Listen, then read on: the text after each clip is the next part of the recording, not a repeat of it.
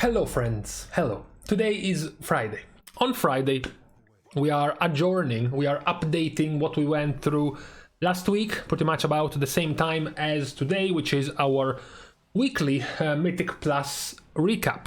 There were a few things that we were following, we were checking out on last week, so we will see if now 1 week later things are changing, and unfortunately for some of these things they are indeed changing. But first let me just go through the boring part, right? The boring stuff that is not really changing whatsoever. So first of the boring for today in Mythic Plus is tanks. Tanks in Mythic Plus are not changing too much. Once again, once we exclude the existence of the brown smear all over to the side, the tanks are doing pretty fine, all of them, all the way up to the plus 20 level. We are talking about the top 5%, 3%, and then 1%, and even less. Unless you still have a very even balance of tanks up to that point, which is great from Blizzard. Once you go into the higher keys, however, you do see a more straightforward stacking of Blood Death Knights, which have now this week broke into the 40.5% of representation in high keys. This is still not a record. In fact, it doesn't even get into the top 3 of tank dominance in Mythic Plus in the past couple of expansions, but it is still definitely the fattest we have gotten in terms of a single tank choice all the way back since the start of this expansion with Vengeance Demon Hunter in Season 1. However, all things considered, not too much is changing for tanks, right? We already knew. We were all already aware that Blood Death Knight was the meta to go pick for this season, so nothing really is changing for tanks, and also nothing too much of a change either for healers, because healers, once again, we also knew that when it came to healers, you had Shaman, you had Holy Priest as the two main choices, followed up by Resto Druid. Resto Druid had gotten a continuous growth over time. It has passed now comfortably Holy Paladin as well. It looks very unlikely that it will be able to pass either Holy Priest or Resto Shaman in the near future, but definitely lodged himself as the third best healer in Mythic Plus. Once you go higher in keys, we have the same thing we have been pointing out for quite a few weeks at this point, which is the fact that Holy Priest is getting closer and closer to Resto Shaman. They do get slightly closer this week as well. Now the gap is in the 4.1% in the keys higher than 25, and of course the rest of the healers are quite abandoned. Once again, it is also worth remembering that amongst tanks and healers, none of them were buffed in patch 9.2.5. Where we start seeing the buffs of 9.2.5 is in the DPS, starting with the melee DPS. When we started looking at the melee DPS as 9.2.5 came live, that 3 specs were getting buffed. Arms was getting buffed, Outlaw was getting buffed, and Windwalker was getting buffed. For a better comparison, this was the situation right before 9.2.5 launched. So now we have gotten, the third reset in of this new patch. You see that Arms Warrior has significantly increased its representation, even though it looks still kind of low, because they went from 1.6 to 2.5, so it is still overall quite small. However, you do see that Outlaw, which in the previous pre-9.2.5 patch wasn't even showing up in a percentage because it was at 0.6%. Now it's at 3.3%, so that is certainly a significant increase. And also you had Windwalker, which was at 8%, and now it's at 10.1% when it comes to keys in the 20 plus range. We do also see, of course, to no surprise, that Survival Hunter, even though Survival wasn't buffed in 9.2.5, continued to rise in popularity over time. The situation gets even clearer when you look at the plus 25 range, because Survival Hunter, of course, continues to rise and try to match the 40.6% of Blood Death Knight. It's not quite there, but it's getting close. What we do see is that Outlaw is also gaining grounds. As you can see once again in the comparison before 9.2.5, right before the patch, Outlaw wasn't even showing up in the presence of keys higher than 25. Now it's at 6.3%. It is progressively stealing more and more percentages away from subtlety, to the point that perhaps soon enough, Outlaw will become the more prominent pick for rogue players. Also, there is another massive jump to the other buffed spec of melee, because it is Windwalker. Windwalker before the patch was at 11.3%, now it's at 17.5%, which is a massive increase, basically a 50% increase in representation. These have all been the main changes for melee DPS. However, if Outlaw is growing, and you can say they are more or less stealing spots away from subtlety within its own class, what about Survival and Windwalker? If Survival and Windwalker keep gaining popularity, then it means some other specs are losing popularity as a result. The lost popularity has affected mostly Demon Hunters. Havoc Demon Hunters have lost quite a bit compared to before this patch. As you can see, for example, yes, it's a massive loss for Subtlety to have gone from 21 to 13, but the difference is that while Subtlety went to 13, Outlaw also went to 6. So more or less the number turns out to be about the same as before.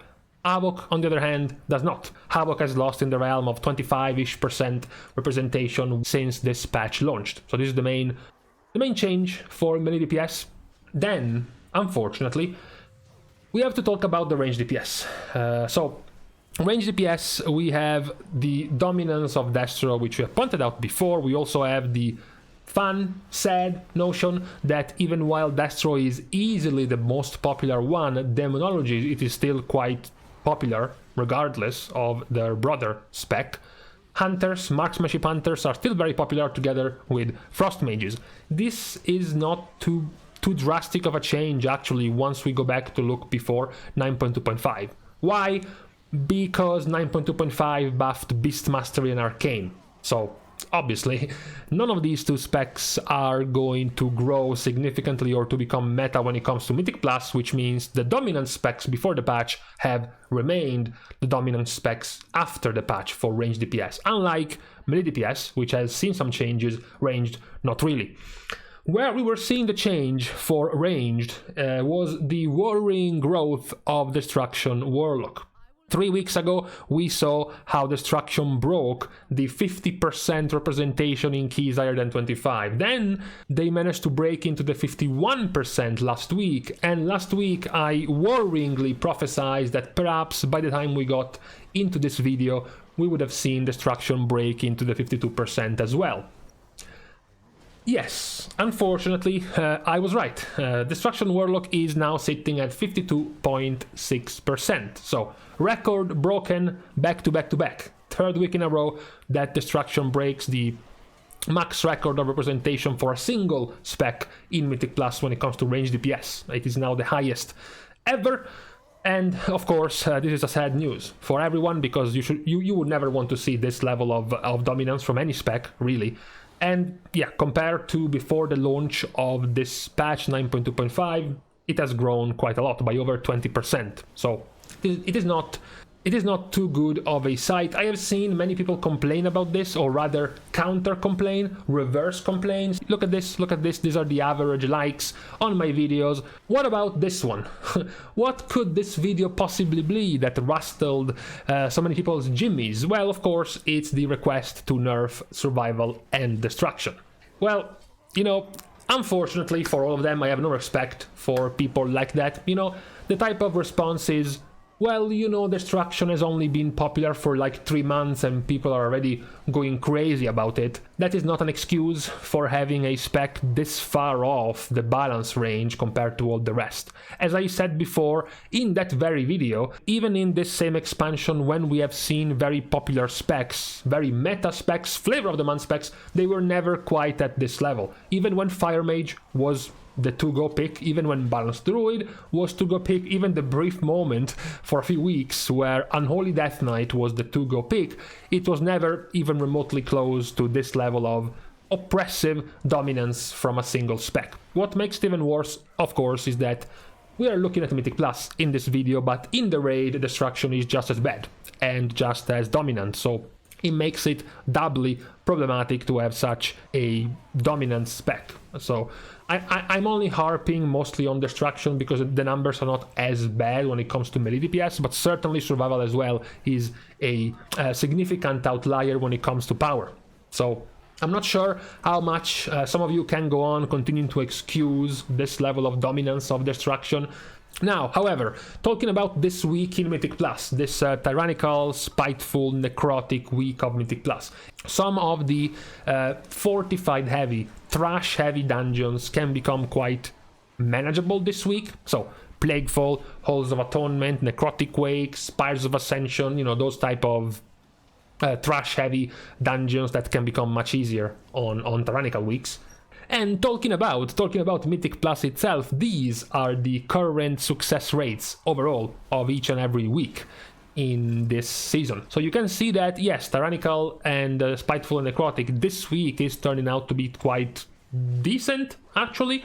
Of course, there have been quite a few nerfs over time to the dungeons, as well as quite a few buffs to the players in terms of power increases, so it's not as representative to see week 850 or week 851, you know, 3 months ago almost, comparing them to this current level of power that we have, but it can give you more or less a decent idea of the difficulty of dungeons. You can even get a better idea when you look at the overall success rate by dungeon. So on average, which week, which set of affixes has been so far the best week for each and every dungeon? First of all, you can tell that the easiest dungeons overall by quite a big margin are Necrotic Wake and Plaguefall, right?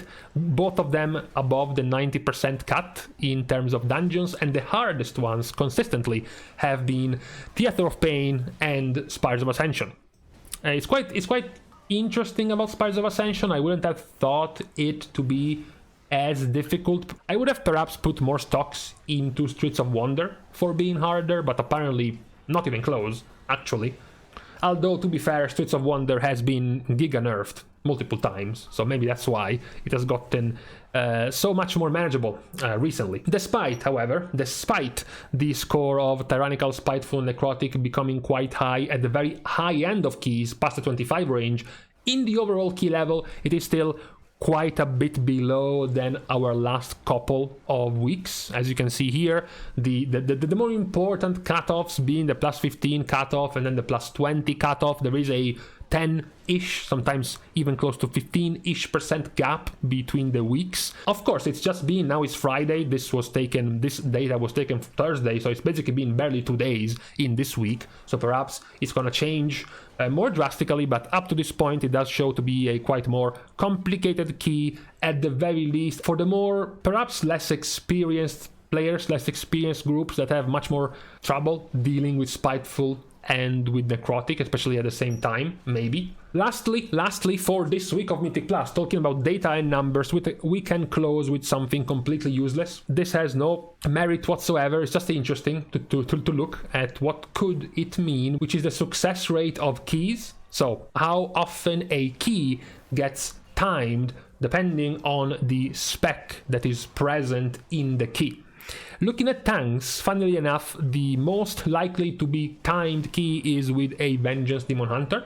Perhaps not as surprisingly, the least likely spec to time a key with tanks is Protection Warrior. That is much less surprising. You can see, of course, that obviously Blood Death Knight is still more used to completing higher keys on average if you look at the average score.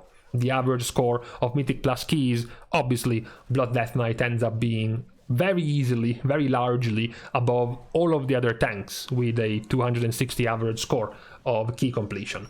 For healers, the difference is perhaps even more surprising, where Resto Shaman, sure, is at the top for chance of completion, 80.6%. Then you have Discipline.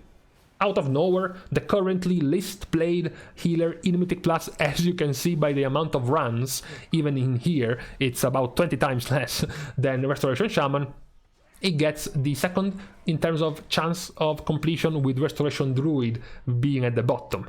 Once again, of course, if you look at the average score, this is basically how high of a key on average the healers are clearing, and you can obviously see that Resto Shaman and Holy Priest are the two ones easily above all of the other healers. That is much more in line with what you would be used to see in a Mythic Plus key. either Shaman or Holy Priest. And lastly, we have the whole big orgy of the DPS. So we do have that, interestingly enough, while at the bottom you have specs that you barely even see, so perhaps it's more obvious to see them having a lower percent chance of completing the key, like Affliction, Assassination, Beast Mastery, Feral Druid, Shadow Priest, all expected. However, there is a pretty interesting thing at the top, because we just talked about the 3 buffed specs in 9.2.5 being Outlaw, Windwalker, and Arms. These are currently the 3 specs with the highest chance of success in a key, if they are in your key, even above Survival and Destruction. Obviously, once again, if you go back and look at the average score at 255.8 and 259.3, it's obviously Survival and Destruction Warlock being the highest ones on average. However, both Outlaw and Windwalker Monk are quite high themselves. 246 and 253 on average are basically the second best right after Survival and Destruction. So it's interesting to see the growth of these 3 specs given the buffs they have received in 9.2.5. And we will see also how this continues to shape up. Still hoping, of course, it's never too late or never wrong to ask Blizzard, gently, courteously, but firmly, to give us some more balance tuning. At the very least before Season 4 comes out, which, knowing of the release of Dragonflight before December 31st, 2022, at this point Season 4 might be much closer than perhaps we previously thought. I was thinking mid-September, perhaps late September, expecting a release of Dragonflight in February. If the release of Dragonflight is gonna be mid-December or late December, then I would expect a Season 4 to come out in August, maybe even late July, perhaps. So I'm hoping we are getting some changes, okay, before the last season of this expansion. With this being said, it's time to leave each other. So thank you guys for watching the video and for helping to grow the channel in any way you can, which can also include, by the way, liking and commenting on this video as well as subscribing to the channel. No restrictions for today because I tried to think up of something right on the spot and I failed, so everyone is free to join. Also, for further support, you can find me and follow me on Twitter right down this direction, and you can also support me at my Eisenheart Patreon right over there. Thank you, of course, for any kind of support you might lend this way. This being said, thank you guys for watching. See you guys soon. And in the meantime, yeah, I thought it was time to grow a beard because, you know, what's better? Long hair, long beard in summer. Why not?